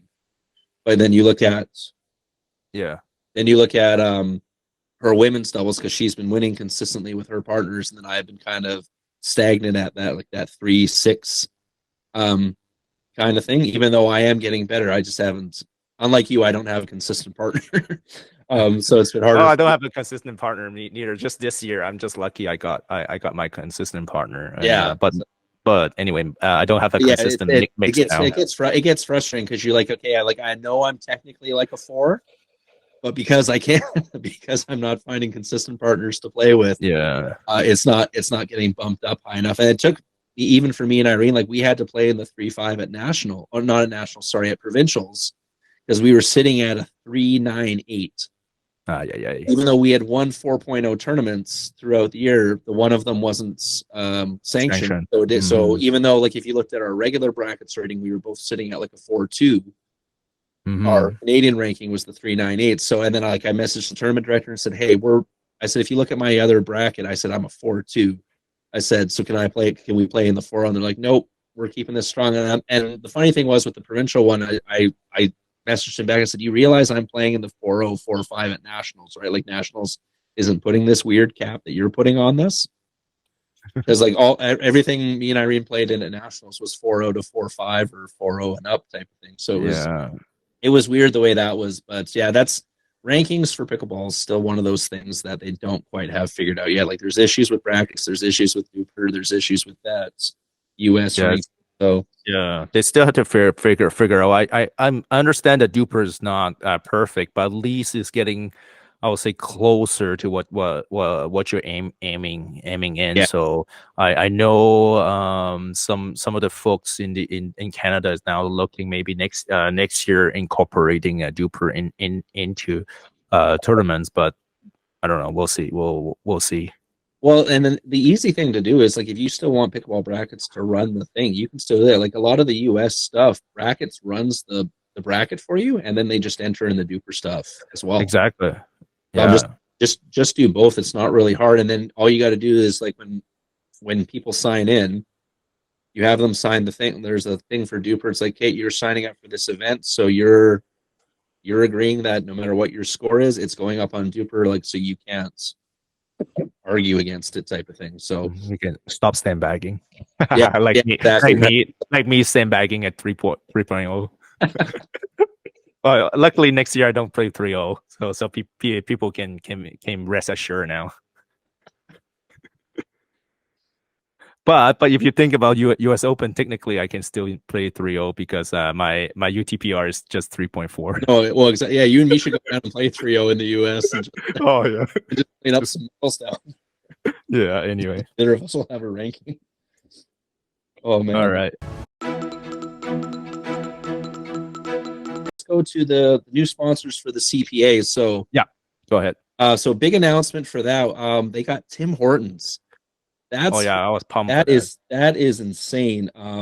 That is so if you're for people who, so when I say QSR, that's the technical term for fast food restaurants. It's quick service restaurant. So Tim Hortons is one of the, it used to be Big Three, but now we'll say Big Two. It's basically them and McDonald's. Subway was up there with them. Subway's dropped off a little bit, but talking about the big, like the noticeable ones in Canada, it's Tim's and McDonald's, with probably Subway, and I think Starbucks is sitting around there now. And Yeah, so Starbucks around that edge. yeah, like the 3-4 is like the Starbucks Subway thing. But yeah, so the fact that they got Tim Hortons for that's one, probably insane money coming in. So props to whoever negotiated that deal.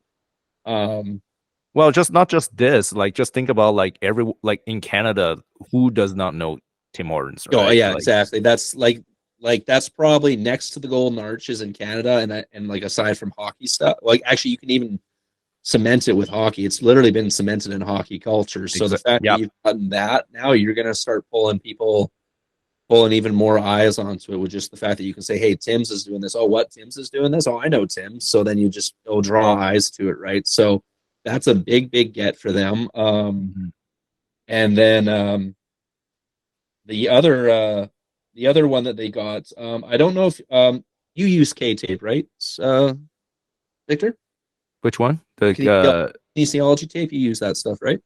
I use a little bit, not all the time. Unfortunately, I sweat a lot, so like the tape never stay put. So I use a brace, unfortunately.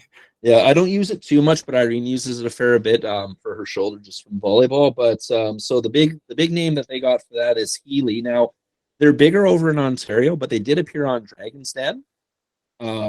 So they're a kinesiology tape, but they also have magnesium and methanol in them. So I actually went to Sports Check and bought a roll. Nice. I haven't tried it out yet. Maybe I'll try it when we play each other in St. Albert in a couple weeks. But yeah, so they're really big in Ontario. They're an Ontario-based company. So hey, another Canadian company. So that's awesome. And then, like I said, they appeared on Dragon's Den. So I noticed when I went to Sports Check, they have a little section, but the KT tape, which is like kind of the more, at least the more kind of known brand, and that's a US brand. So yeah, I don't know if they're slowly taking them out or not here in Western Canada, but I noticed there's a few more of KT tape there still. But Healy is definitely making the rounds on that. So and they have a bunch of athletes in a bunch of different sports. They have a few Canadian Olympic athletes on their if you go to their website, they got some pickleball. They got 2 pickleball players. I can't remember who their names are, but they're pro players. They got some beach volleyball players. They got some swimming, some basketball players. So really, really, yeah, it's really one. I did notice though that they don't have a podcast one yet. So Healy, oh, if you're watching, there you go. feel free to give us a shout. right? There we go. Sponsor us. Yeah, Let's exactly. I gotta pay for this Google Meet recording. So, go. but no, so that's awesome. CPA's slowly been announcing their pros that they're signing. It seems like they're doing almost one every 2 weeks right now. They So have yeah, you got four right now, right? Yeah, you got Ernesto, who was the first one, Brad Chapman, Tim Layton, and then you had Maria Lokaliski. I'm sorry, Maria. I'm gonna butcher your name until I meet you in person, and then you tell me how to pronounce it. So, Yeah. but so yeah, I'm sorry. so four really big names. I've seen all of them play, and they're all insanely good players. Ernesto, did you see Ernesto play when you were at Nationals, Victor? Yeah, I did. He's really, really good. Really good, really intense. And I know I will say Steve is still better than him though. To be honest, Steve is like just another level from him.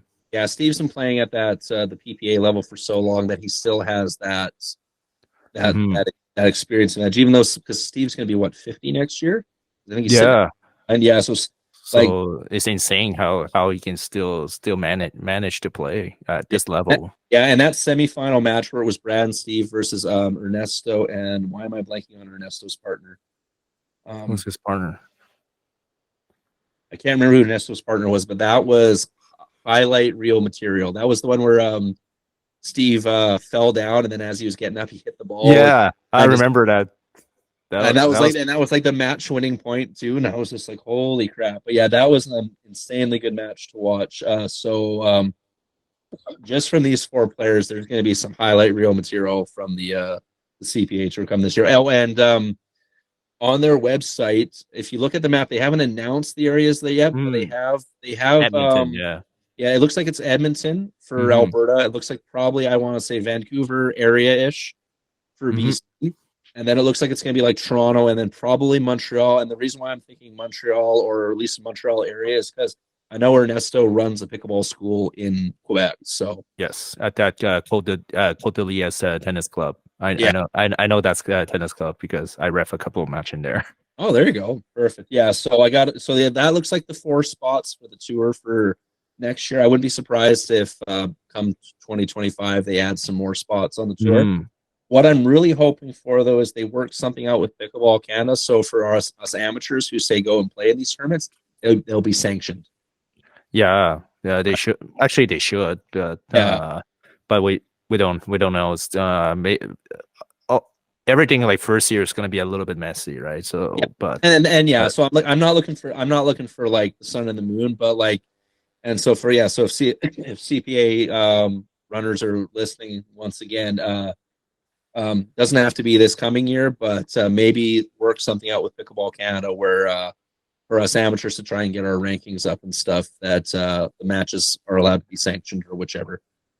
Unless they're working something out with Duper and then Duper works something out with Pickleball Canada. It ends up becoming the primary ranking, but that's another topic for another time. Yeah, exactly. But we're pumped like to have a pro tour in Canada like that's great because otherwise in Pickleball Canada it's just gonna be stagnant. If you don't have pros, it's always gonna be stagnant.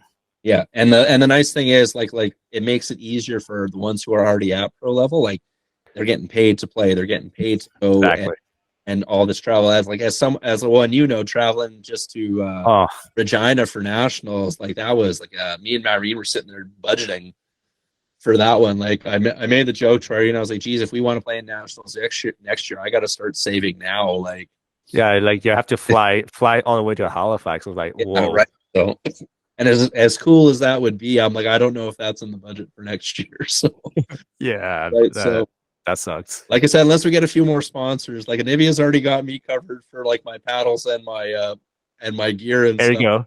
Here you go. If someone else wants to send us some money to go to tournaments, that'd be dope. But nice. But yeah, I digress. A lot of people knows I have a reputation and like just people just get just in provincial like, oh my god, how many paddle you gonna bring into court for that match? So I did make that joke when I had to play you at provincials because you walk on with 3 Yeah, when you and Lester walked up to me, and I was just, oh my exactly. God.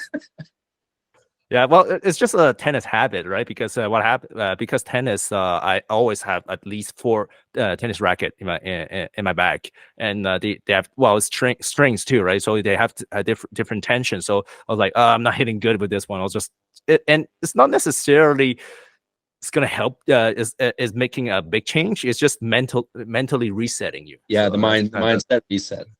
So that's why I have so many paddle. And now maybe this time when you're gonna see me, you're like, holy crap! Now you have 6 paddle. Yeah, I have 6 paddle in my bag now. So you might gonna see I gotta change 6 paddle in a match. So yeah. Anyway, digress a little bit. So what? A little bit of quick new equipment corner. So it has quite a bit new stuff coming in. So first of all, there's one we call the new company is called Reload. If you look at the they have actually a website right now, but just like a plain description, nothing's that particular website. So what it is that Reload is basically that company is trying to be able to make new surface for your paddle. So basically, let's say you take a normal pickle carbon fiber paddle. Like eventually, no matter how durable that carbon fiber is going to be, it's going to wear out. Like your grit's going to wear out, right? So in order to, so like the pros you're going to see, they're going to have new paddles almost every matches because they want to have the best performance possible.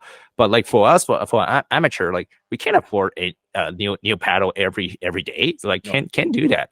Right. So what this company is basically saying is basically you can basically change the surface, like just basically peel it off, put a new one put a new one on top, and then keep playing with the same paddle. But now you have a new grit on it. I think I've seen this. Is this the one with the little screws on the bottom? No, that's different. I'm coming different one? up Okay, with this. No, that's completely different. So basically, like you take your paddle, you basically shed the paddle, and then put a new layer on top. That's how did. So that's an interesting concept. Chris Ocean actually when I saw Pickleball Studio, he went to their factory in California, and he did some testing on it. He said, yeah, well at least it's playing like a normal paddle. Like he changed the surface, and then you play like a regular Gen 2 paddle. So that's promising. But there is some like question on it. So first of all, they're not planning to actually release paddle. So they actually just wanted to kind of sell their pattern to companies to do that. So that's one. So that's kind of interesting. And secondly, people is asking, well, if you can shed and get a new one, can you just get like, let's say you're about to play a match, and they're like you let the ref just touch it, and then you just go to your back, and then you just change to a more gritty right away. Can you do that? I don't know. Yeah, I'm wondering if they probably have to bring a rule in this where you have to bring your skins up and get them. Yeah. And what the other thing I would wonder with that is because I'm assuming it's just kind of an adhesive that holds it there. Mm-hmm. And if if anyone's adhesive, like right? And if anyone's like me and is a total spaz, like putting one of those like protective covers on their phone, there's the air bubbles.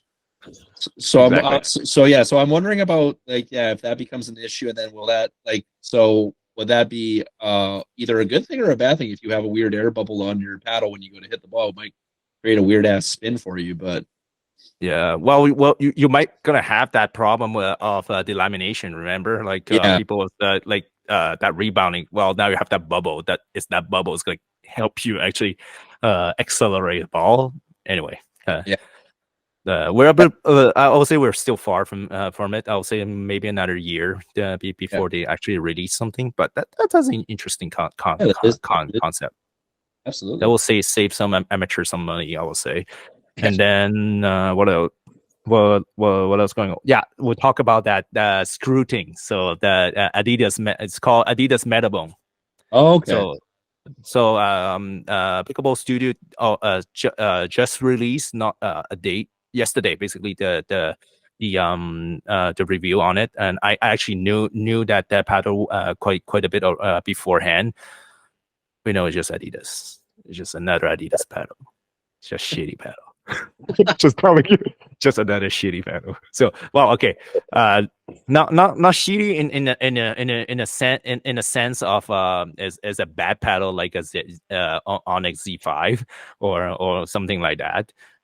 It's just more it's nothing special. And it's $260 US. First of all, like Yeah, so we're looking at okay, I that bet.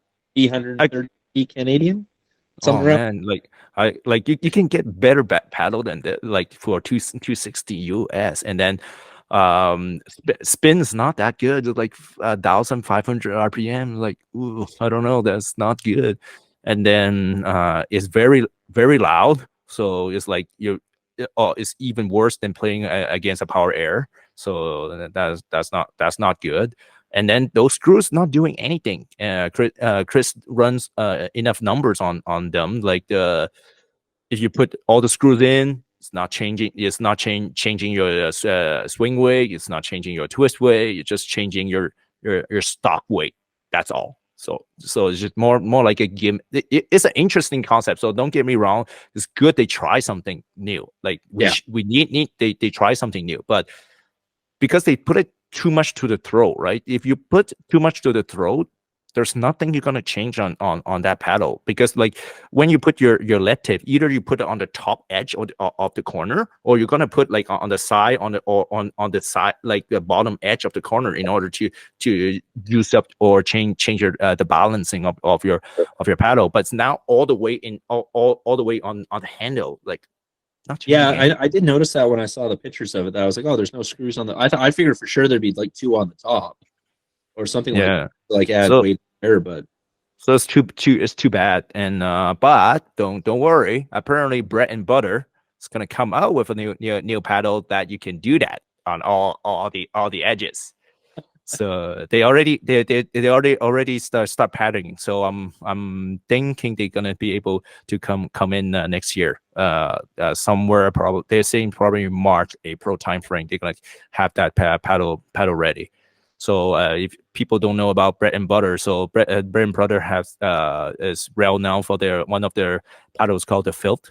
So and that's their kind of premier paddle.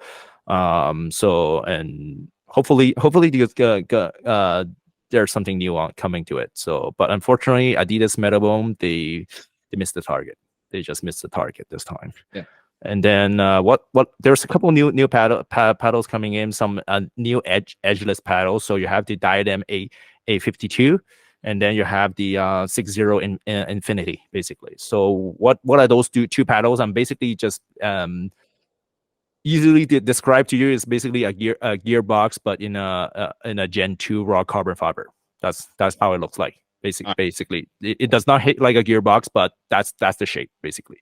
So anything special on them? Not really. It's just you might gain the hand speed. People are saying you gain a little bit hand speed compared to the 060 double black diamond, which I have one also at my house. Nothing spectacular. So people was like, and they're much more expensive, like almost like $50 to $60 US more than the original paddle. So you're like, does this justify you to buy that? Oh. Yeah, this is almost starting to turn into like Jordan shoes at this point. Yeah, exactly. So then you're like, anyway. Nothing spectacular. And then you have the new head raw radical. So finally head went into the raw carbon fiber finally on it. For now, I haven't been able to get a hold of a paddle on it. Nothing really jumps out from anyone that has it. It's just look like basically a Gen 2 raw carbon fiber with a different head shape. That's about it for now. Maybe if I got a hand on it, I can try and see what's going on. And then Yola just quietly released some of the Perseus C2. So basically, what's the difference? Not big difference. Basically, a hybrid version of Perseus. So like you have like the normal standard shape of your paddle. That's the hybrid shape. So basically, the hybrid shape's like a Vatic flash. Basically, Oh. that's Yeah. how Yeah, if I you, did the announcement for this one. so people have a good review on it. So and basically it hits like a Perseus, and but you gain a little bit more hand speed. Same thing, you gain hand speed because it's not as a Y shape. So you it's easy. So they're aiming more towards like female players, so it's easier to handle. So. What else? Bread and butter. They come with a new same thing. Basically, a new paddle called Loco. Same thing, hybrid shape. So basically, it's the Phil, but in hybrid shape. So nothing particular. Another one people is pumped about it is the Paddle Tech. Finally released the LED Waters version. The raw carbon fiber from the line of Bantam. So a lot Qualified with? yeah, the one that she's disqualified with. Yeah, exactly. So what's new in this one is has a kind of weird thickness. So you can pick the 14.3 and the 12.7. So you're like, whoa, this is what kind of thickness is that? That's a big difference too. Wow. Yeah, exactly. So like what? And people are saying that hits like a truck. That's like it's basically it's like Gearbox Pro. But in Paddle Tech, which makes sense because that's how Annalie is hitting her balls anyway. Exactly right. So, but the biggest problem is same thing is price almost $250 US. So you're like, whoa, am I gonna buy something like that I can get much cheaper? Oh, ouch. Yeah. So therefore, if you're an NLE Waters fan, obviously that's your paddle. But other than that, I don't think so. That's quite expensive. But just think about that way also. Paddle Tech like Selkirk has a very good aftermarket surface. So if you have a broken paddle, it's lifetime warranty. So that's the good thing. So you don't have to worry about that part. And then you have Franklin. If you watch JW and Georgia Johnson also is playing with some new paddles called the Beta. It's actually the name is called FS Dynasty Tour. So that's the new paddle that's coming in. Basically, it's like a Perseus. That's it. Nothing more. For the Perseus. It's just like basically the Perseus. That's basically it. So but they just like a year a year delay from Perseus. They're like, oh, come on. So anyway, and then you have Vulcan just have a new one's called they don't have a name yet. WB is actually testing right now. Same thing. It's another Gen 2 paddle. Nothing spectacular. I don't know how some type of Star Trek joke for their names of their paddles. Yeah. Like, come on. It's right there in your name. Use it. Yeah, I know. They could do that. And then you have 60 actually gonna release some new ones using the Kevlar infused with carbon fiber. It's coming next year. It's called Ruby. Actually, there's already one that came out from Pickleball 8, a new company. The Pro Energy and the Pro Energy S is actually a Kevlar infused carbon fiber. Has a pretty good review so far from people, but nothing really spectacular. Like it's not like more spin, more power, or and anything more soft touches. It's just another Gen 2 paddle, unfortunately. So for now, like nothing is breaking through yet. And then kind of like stagnant at that one spot. Yeah, I'll say, well, which makes sense because it takes time, like to move on to the next generation. Like just think about it. Everyone was using a fiberglass or even wood paddle, right, for a while, right? And then suddenly, then year 2021 ish, that carbon came in with the carbon paddle, and then caused all the stir in the industry, and then now everyone has a carbon paddle because Started off with carbon fiber, and then it went to the raw carbon, and then and then exactly, so it's a little bit the same thing. And then you have the last one. Not sure what's gonna go with that. It's called the old pickleball. I don't know if you saw that. Did see a picture of this actually today on Instagram. Yeah, it almost looks fuzzy, doesn't it? In the picture, it looks like almost like a foam, like a foam paddle. At first, I thought it was the case, and then when I looked when you flip it to go to the next slide, I'm like, oh no, that's the actual paddle. I was like, oh okay. Yeah, so I was like, what is that? It's interesting. Anyway, like apparently someone that hates pickleball, John McEnroe, is part of the investor. So you're like, what? Like he didn't say that he hates pickleball. Right? Yeah. And then you have Drew Brees also is also an investor into that in that company. So basically, what's interesting in that paddle is the first paddle that has certified by the USAP as we call a quiet paddle category. So I wonder if that's for like people playing in neighborhoods where people have been complaining about sound. Exactly. So they're saying it's reducing 50% of the noise coming out of the ball. So I don't know how it's gonna fare to as a performance wise, or is it gonna being used as a tournament paddle? Yeah. Is it? It sounds almost more of like for rec play. And like now, depending on the selling point, did they release a selling price for this one yet? No, they haven't really released anything. I went to their website. There's nothing much coming out yet. Yeah. I could see it if you do it at a low sell point, and then like so you sell it more so to like rec players or social players. I could see it blowing up that way, because then it's like, okay, you don't have to worry about say playing too late and people complaining about the sound, because you've reduced sound, especially if you're playing in a place that has like the windbreakers up, which also reduce sound. So, but yeah, like I'm interested to see if it gets approved for tournament play. I'd love to play against someone playing with it just to see what it would look like. So. It'll be interesting as long as does not hit like a Diadem Vice. Do you know that paddle? Yeah, I do. I've seen people playing with it. You're gonna get killed if you play with this one.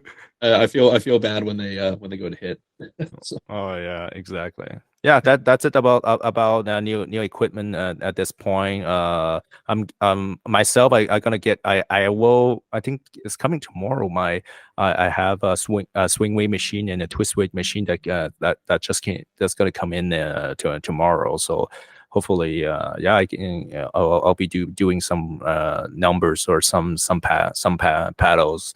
I'll do some little review, not as exhaustive as some of other people, but at least just run some numbers and some paddle that people does not use regularly. So that will help our Canadian companies, right? Because they don't have any exposure from anywhere. So hopefully I can help them to get some exposure. Okay, well, I should definitely give you a pair of mine. Just bring it over. I'll just bring the machine. I'll bring the machine over. I got a bunch of demos that I can totally let you do the swing checks and stuff. Yeah, I'll do that for you. No worries. Yeah, absolutely, like Anivia will love that. Okay, so we'll finish off with this. So our next kind of tournament, we're actually going to be playing against each other. That will be on at the St. Albert Paddle Room, or the Pickleball Hub, and it's a team style duper tournament put on by Jorge. Yeah. So we'll get to play against each other for sure for that. So I have to deal with your insanely hard drive. It's gonna be worse. I'm not telling you anything yet. You're gonna see my new paddle. You're gonna be, oh shit. Yeah, I got new paddle compared to the national and the provincials, and so watch out. Oh, perfect. All right, I'm looking forward to that. So I got a few portable mics, so maybe midway through or at the end of it, we'll sit down and do a quick chat, and we can add that to the December. Yeah, that'll be great. December podcast and stuff. So I guess for a final thing here, because we can move the other stuff to the next one, because Yeah. we're almost at 2 hours here. So Oh yeah.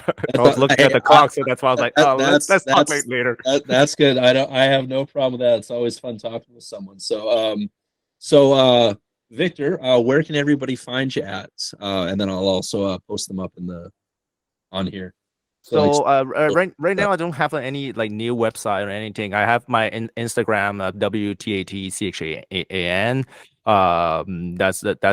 That's where I'm gonna be mostly, and I'll be posting some new stuff on Instagram. So because I film every match basically I play, like even the rec play I film them. So I'm doing a lot of editing right now. So just to post sometimes just some shot of the match and stuff like that. So I'll be posting in there.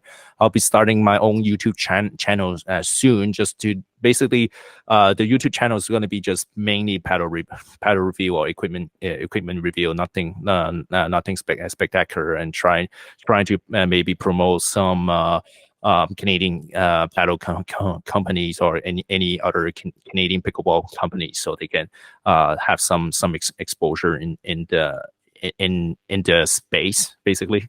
So that's my plan for now. So nothing big yet.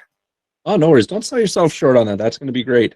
So yeah, once you do get that the YouTube channel, let me know, and then I'll make sure we link. I'll link it to ours.